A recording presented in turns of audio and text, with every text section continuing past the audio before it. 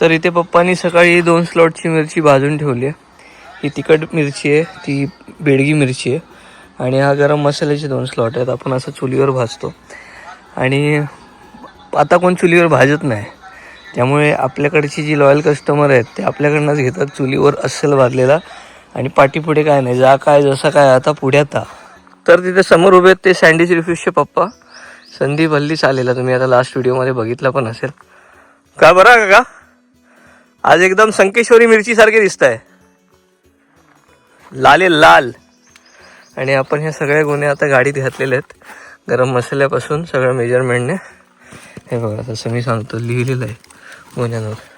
ते आता फक्त काटा तेवढा राहिला आहे, तेवढा घेऊन येतो, देन आपण कणकवलीला पोहोचू. तर पहिल्या स्लॉटचा माल बाहेर काढलाय मामाने. सगळीकडे हे बघा अशा पद्धतीने सगळ्या मिरचीमध्ये गरम मसाला सुद्धा त्याच प्रमाणात घातला जातो. म्हणजे एकाच पावडर जातं आणि एकाच फक्त मिरची पावडर जातं असं काय नसतं, सगळ्यांना सेम प्रमाणात कुटायची ही टेक्निक आहे. त्यामुळे मसाल्याची सगळ्या मसाल्याची चव सेम राहते. या मिक्सरला हा सगळा माल लावला जातो, त्याची अशी पावडर केली जाते. आणि एकदा का त्या मिक्सरला लावून पावडर करून झाली की आता आपण ती पावडर ह्या डंकात टाकून चांगली बारीक करून घेतो. आणि हे जे फिरत आहेत त्याच्यामुळे मसाला चांगला मिक्स होतो एकमेकात.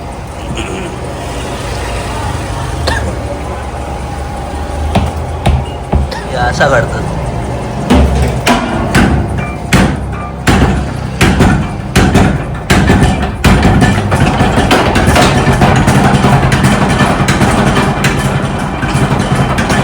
तर मंडळी संध्याकाळचे 6 वाजलेत. पहिल्या स्लॉटचा माल सगळा पावडर करून झाला आहे आणि आता बारीक पावडर करायला डंकाला लावली आहे. तो टप बाकी आहे, फरक बघू शकता.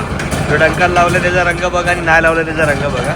आता दुसरा स्लॉट मी गाडीतनं बाहेर काढून ठेवला आहे. आता तो होत नाही तोपर्यंत मामा ह्याची पावडर करून टपामध्ये एका साईडला ठेवेल आणि हे झालं की छान त्या चाळणीत चाळून मग तो गोणीत भरून मग दुसरा स्लॉट आपण परत डंकाला लावतो. म्हणून थोडा वेळ जातो, थोडा नाही तर 2 स्लॉट करायला आपल्याला चांगले 3 तास जातात.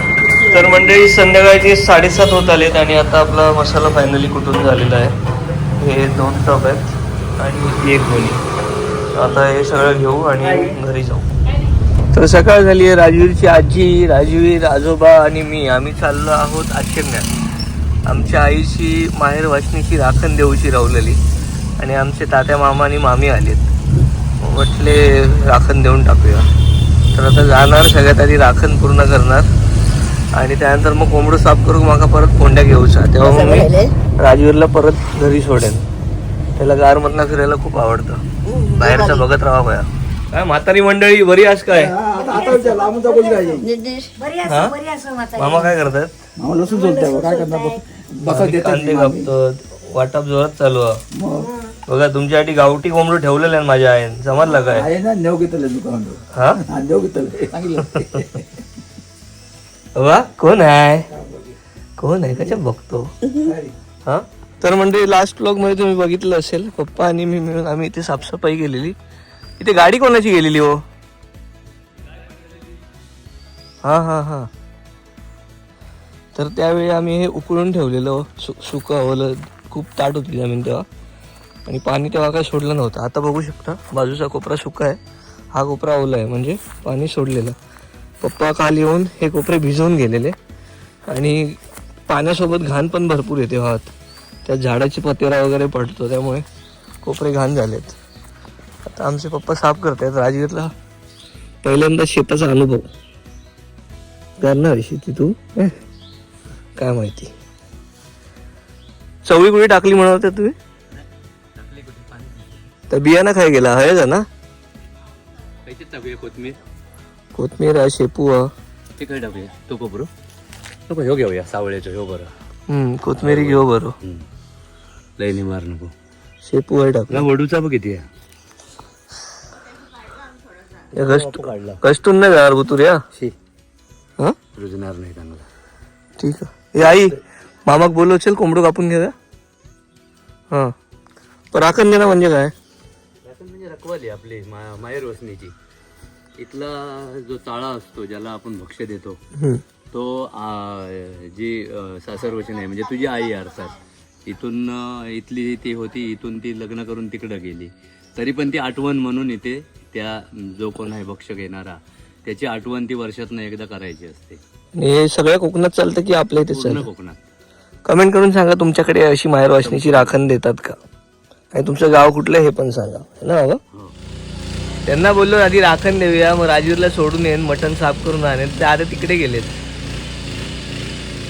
जाओ तुम्ही राखण देऊन घेवा, आम्ही आहे थांबतो.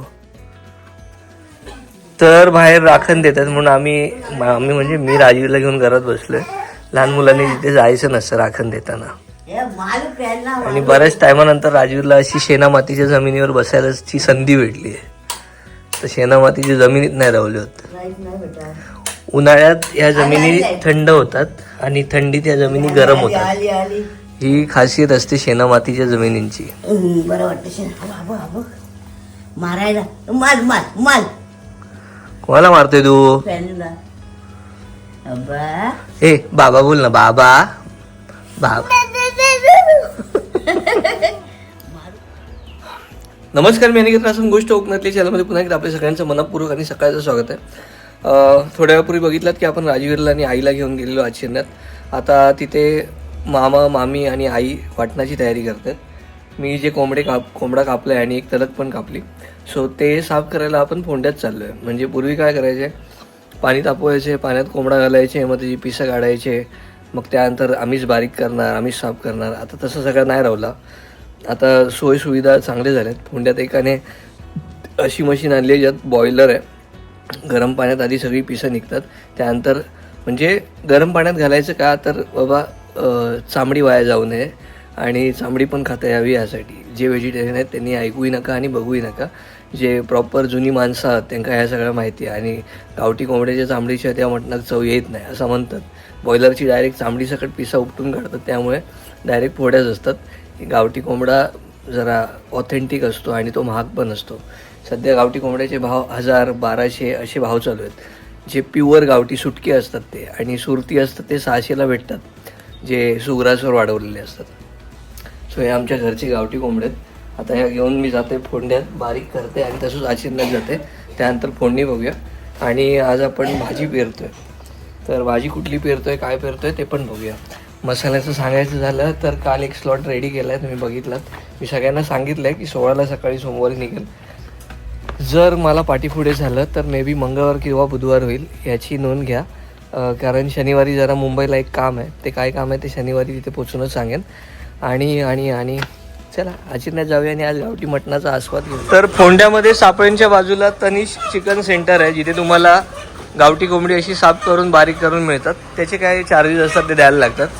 आणि हा नंबर आहे, जर तुम्हाला यायचं असेल तर तुम्ही कॉन्टॅक्ट करून पण येऊ शकता. फोंड्यात एक गाडी ट्रकला ठोकली, त्यामुळे हा ट्रॅफिक झाला एवढा सगळा. आणि आता हळूहळू ट्रॅफिक कमी होते. मी मटण दिलं त्या साईडला साफ करायला, आलेलो जरा पार्क दादाला भेटायला. हा पंढरपूरवरून आलाय. आता जातो परत पाठीमागे, जरा ट्रॅफिक कमी होते. आई बाप्पा वाट बघत राहतो. आता माझे चिकन घेऊन आलोय साफ करून. आता मामा ते सॉर्टिंग करतात, हाडं वेगळी आणि नरम वेगळं. आणि इथे आमची आई वापा साफ करते. पप्पांनी तो वापा उकळून घेतला मी गेलो तेव्हा. आता मी भांगेरो घेतलंय माग काढूसाठी, म्हणजे पाणी ट्रॅव्हल करायसाठी वाप्यात माग काढतात. हे झालो काय, एवढाच आहे ना उकळायचा. चला बऱ्याच टायमानंतर शेतात. तर पप्पा आता तो कोपरा उकळत आहेत आणि मी हे पाठ काढतोय भांगेऱ्याने. तिकडनं पाणी असं आडवं येणार आणि मग हे अशा उभ्या वळी मारल्यात ना, तर तेव्हा वळ्यांमध्ये पाणी सोडणार. आणि आई आमची रान साफ करते. अजून हे एवढं राहिलं आहे. मग असे उभे सोट मारायचे मला, पार्ट बनवायचे आहेत, पार्ट. हे एवढूशेच काजू कोणी आणले आहेत? वहिनी आपल्या काजू कुठे आहेत? काय आहे वहिनी? साफ केले नाही. आज माझी फरमाईश आहे की आज आत्या बनवणार आहे. वहिनी करा ना वहिनी, मस्त डोळे बुरवायचे आपला मसाला. आत्याचं पाहिजे जेवण हातचं. मग आई बरोबर आहे, आई बरोबर आहे. तुला मी एक कोंबडा घालला. हे काय आता मम्मी, हे काय टाकलंय? पाणी गरम करायचं. अच्छा अच्छा. तर मित्रांनो दुपारचे 2 वाजलेत. एवढं सगळं उकळून झालंय, दुडून झालंय. आता त्या सरी पाडायच्या आहेत. मी जेवल्यानंतर थांबेन की नाही मला माहीत नाही, कारण तुमच्या ऑर्डरचं काम कंप्लीट करायचं आहे. पप्पा बोलले 1 2 3 एवढ्या सरी मारतो, पेरतो आणि मग येतो. शेपू पेरणार आहे, त्यानंतर धने पेरणार आहे आणि अजून कुठली तरी भाजी आणली ती पेरणार आहे. हा चला आता जेवायचा टाईम. आजची राखण्याचं जेवण जेवूया. राखण लक्षात राहावं सगळ्यांना आज. ओके, तर इथे आता चिकन सुका रेडी होत आहे आणि हो बंगो आणि आमच्या वहिनी टेस्ट करतायत. वहिनी बरा? वहिनीच केले नाही हा. मामी बरा नाही काय हात बीट टेकून वाढत असते. पाय धुडता कुठे घेऊन जाऊया गोव्यात. हा गोव्याला कुठे? बागा बीचला नेऊ तुम्हाला. आपण गेलो तर आमच्या पप्पांनी सकाळी आंबोळ्या काढून आणलेल्या नाही. आई सगळ्यांना एक एक घाला आधी पुरा होईना. मामा कसं झालंय? अहो खावा तरी आधी उगाच मानायला होतं.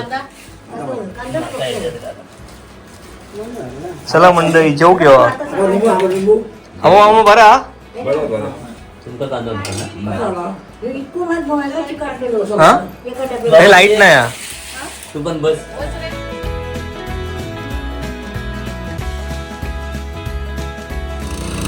तर पप्पा म्हणतात आता परत एकदा आडवा दुडून घेतो आणि मग पेरतो. म्हटलं चालू दे, आता यांचं हे पेरून होईपर्यंत मी ते काम निपटवतो. काल पप्पांनी जेवढा मसाला भाजून दिलेला तो कुठून घेतलाय आणि आता त्याच्या पॅकिंगची तयारी वगैरे सगळं माझ्या अंडर येतं. ही आहे यांच्याबरोबर. काय काय नाही जातो म्हटलं. इथे शेपू आणि तिथे कोथिंबीर पेरतात म्हणाले. तर मंडळी घरी पोचलोय. श्वेता तिचं काम करते, राजवीर सर आमचे झोपलेत आणि आता मी मसालाची पाकिट आहेत आणि हा कालचा 71 किलो मसाला आहे. सो या पाकिटांमध्ये आपण म्हणजे मी हा मसाला करेन आणि देन बघूया पुढे अजून काही काम आहे का. ती काढ.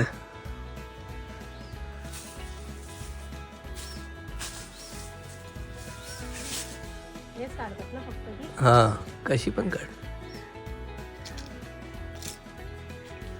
काय करणार तू या 4 बियांचं? कडधान्याची भाजी करेन त्यात. तर मित्रांनो संध्याकाळचे 7 वाजलेत आणि आपला हा 71 किलोचा माल सगळा रेडी झालाय, भरून झालाय. आता ह्याला टॅपिंगचं काम असतं. बेसिकली श्वेता करते पण तिचं ऑफिस आहे, वर्किंग आहे, त्यामुळे कदाचित ते पण काम मलाच करावं लागेल. आणि तूप लिमिटेड होतं, एवढंच होतं. सो जास्त तुपाची ऑर्डर कोणाची घेतली नाही. ही आमची पूजाताई आहे. पूजाताई हाय, कशी आहेस? आणि आमची आई सगळं काम आवरून परत आली आहे. राजवीर बरोबर खेळते. हा राजवीर, आजी कुठे? आजी ए आजी कुठे? आजी त्यांना मारायला आई पेरलास काय? नाही. हे फक्त पेरते मुळे नाही, मूग पेरले. पेरते. एक कोपरा अख्खा हा, अर्धा किलोच पेरले ना. अर्धा किलो. ओके.